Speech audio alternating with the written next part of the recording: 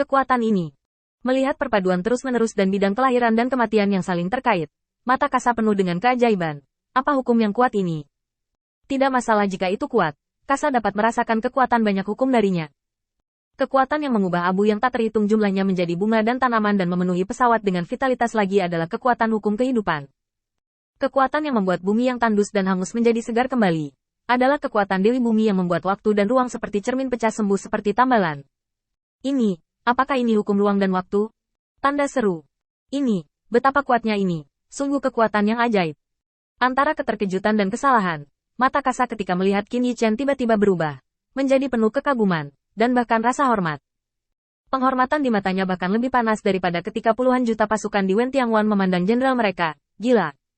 Nah, siapa penguasa yang turun ke bumi dan menyapu neraka? Pasti seperti ini. Puji para dewa. Ini adalah keajaiban-keajaiban. Kasa tidak bisa menahan diri untuk berseru, bahkan berlutut dalam doa, memuji sanjungan Qin Yichen yang tidak dapat dipahami. Meskipun dia tidak mengerti, itu masih sangat berguna. Berani bertanya pada tuanmu, penguasa mana kamu? Tidak. Ini hanya tiruanmu, bukan? Klon memiliki kekuatan yang begitu besar. Kamu pasti dewa tertinggi. Mata Kasa panik. Tolong beritahu pelayan Anda. Orang-orang dari pesawat Is. Anda pasti akan mengagumi Anda, dan menyanyikan keajaiban Anda selamanya. Dalam pandangan Kasa, Qin Yichen pastilah keberadaan dari alam bawah dari kekuatan suci, yaitu keberadaan yang harus dia hormati dan sembah siang dan malam. Kalau tidak mungkin memiliki kekuatan yang begitu kuat. Selain itu, dalam pandangan Kasa, Qin Yichen hanyalah tiruan dari keberadaan itu, dan tiruan itu memiliki kekuatan yang begitu besar. Itu pasti dewa tertinggi. Itu pasti melindungi pesawat yang tak terhitung jumlahnya dan berdiri dengan bangga akan keberadaan alam dewa. Ayo, menyanjung itu baik. Bagaimana kamu ingin berterima kasih padaku? Aku akan mengikat beberapa orang percaya dan membakar mereka sampai mati, atau memberikan orang suci yang percaya padamu, dan biarkan aku menjadi rahmat. Qin Yichen tidak tahan sedikit pun, dan dia benar-benar di mata puluhan juta rekannya di Wen Tiangwan. Dia adalah dewa perang yang berani melawan pengadilan surga. Tetapi sebenarnya, Qin Yichen adalah komandan mereka. Di kepala, hanya prestise komandan, mencapai tingkat keberanian yang tak tertandingi. Tapi di mata Kasa, itu benar-benar menganggap Qin Yichen sebagai dewa. Lihatlah sebagai eksistensi di atas semua makhluk. Pandangan ini membuat Qin Yichen sangat kesal, meskipun dia tidak yakin, apakah begitu banyak ras manusia dengan rambut pirang dan mata biru, yang terlihat sangat berbeda darinya, dapat dianggap sebagai saudara dan saudari dari ras yang sama dalam kognisinya. Namun, melihat satu jenis makhluk berlutut ke jenis makhluk lain, begitu memuja, membuat Qin Yichen merasa jijik. Intinya adalah bahwa Qin Yichen juga tidak pernah berhubungan dengan hal-hal serupa. Mungkin di alam semesta masa lalu, ada banyak ras yang menyembah dewa-dewa mereka dan alam semesta yang memerintah dan menjaga alam semesta itu. Namun, umat manusia tidak memiliki dewa untuk melindungi mereka, jadi tidak perlu menyembah sama sekali. Ketika dia masih muda, dia menghormati rumah tua dan tempat-tempat suci. Tetapi itu bukan kau-tahu untuk dinyanyikan.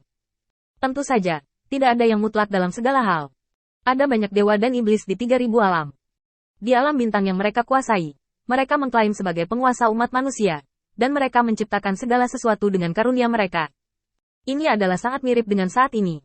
Seiring waktu, klan yang tidak tahu yang sebenarnya. Saya benar-benar mempercayainya dan menganggapnya sebagai dewa.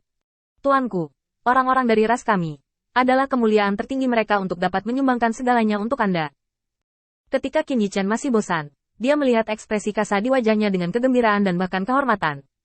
Qin Yichen mengerutkan kening. Pesawat di depannya terus-menerus pulih, tetapi matanya bersinar. Apakah menurutmu itu suatu kehormatan bagi gadis-gadis lain untuk mendedikasikan orang sucimu untukku? Kasale mengangguk lagi, dan sangat bersemangat. Dewa tertinggiku, bukan? Suci, selalu siap menerima kecemerlangan Tuhan. Apakah menurutmu ada perbedaan antara aku dan pria tadi? Pria yang dibicarakan Qin Yichen itu secara alami adalah Samuel.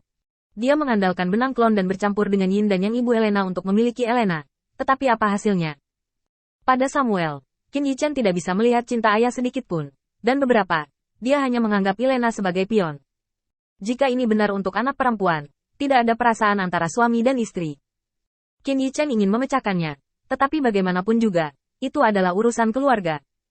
Jika Elena berbicara, dia pasti akan menghentikannya. Tetapi dia tidak bisa memaksa yang terakhir untuk memilih seperti ini. Tapi siapa sangka setelah Mosel pergi, Kasa, yang tidak sejalan dengannya, ternyata menjadi wajah yang sangat terhormat.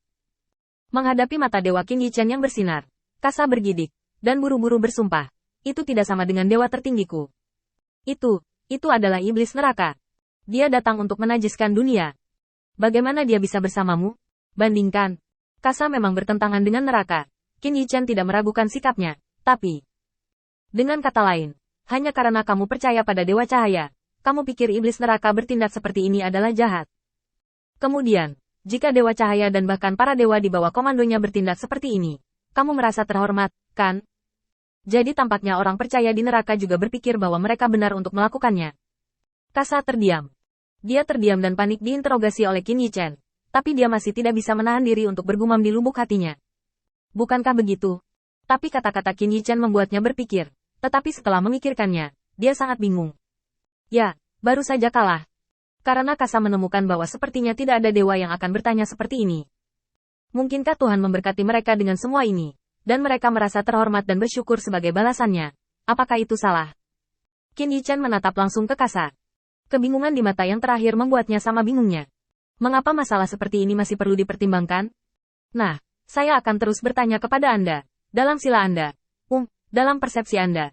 Jika seorang pria menipu perasaan seorang wanita dan menggunakannya, apakah orang seperti itu akan ditolak? Ini adalah nafsu 7 dosa mematikan. Orang seperti ini pasti akan masuk neraka. Kasa dipenuhi dengan kemarahan yang benar. Dan jelas bahwa dia sangat tidak tahu malu dengan perilaku seperti itu. Benar-benar menghina. Tapi Qin Yichen tertawa. Dan dia bertanya dengan santai. Lalu mengapa? Jika Tuhan melakukan hal semacam ini, dia akan dianggap suatu kehormatan oleh para pengikutnya? Dahi. Kasa terdiam. Setelah mengatur pidatonya untuk waktu yang lama, dia mencekik satu kalimat. Karena Tuhan memberkati kita dan memberi kita segalanya sebagai balasannya. Hentikan. Qin Yichen mengangkat tangannya dan berkata, hal yang sama yang dilakukan Tuhan adalah suatu kehormatan. Dan Anda melakukannya. Itu adalah 7 dosa mematikan. Bagaimanapun, nafsu terdengar benar. Saya bertanya, mengapa?